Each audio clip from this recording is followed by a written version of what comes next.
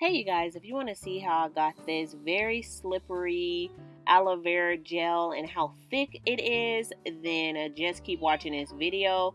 So you guys, I've made plenty of videos using aloe vera plant, like the aloe vera plant from the store. One thing about aloe vera plant now, I am going to start off with just giving you guys the straight truth. I have a love-hate relationship with aloe vera because after I've had my son, it makes my skin itch. So you guys have just seen me cut up the aloe vera. I did wash it off and then I put it in this blender with water so that the poison will come out of the plant. And that's what makes a lot of people's skin itch. I don't know if you can see this pinkish tint to the water, but this is why I have a love-hate relationship with this plant. But the love part, it has so many great benefits for your hair. We all know about the aloe vera benefits for your hair, so that's why I was just like, let me see if my skin will itch with doing an aloe vera detangler, I guess I will call it, because I'm going to be using this as a pre-poo. So after letting the aloe vera sit overnight in the refrigerator to soak out all the poisons, I am going to transfer the aloe vera into a food processor. I will get to this step in a minute while I will be using a food processor, but in the meantime, we are going to be using Zectum gum and glycerin to make the solution thicker.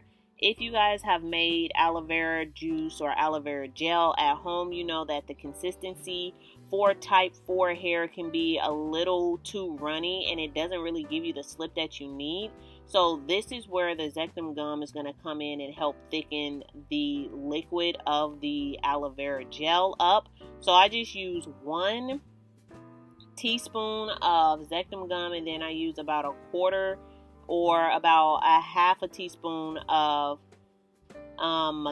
glycerin. And if you guys need a little bit more glycerin into your mix, then you can just put a little bit more in there. But what you want to do is just have it all wet, like all the Zectum gum wet with the glycerin, and then sit that to the side and let that sit for about 30 minutes so that they can merge and fuse together.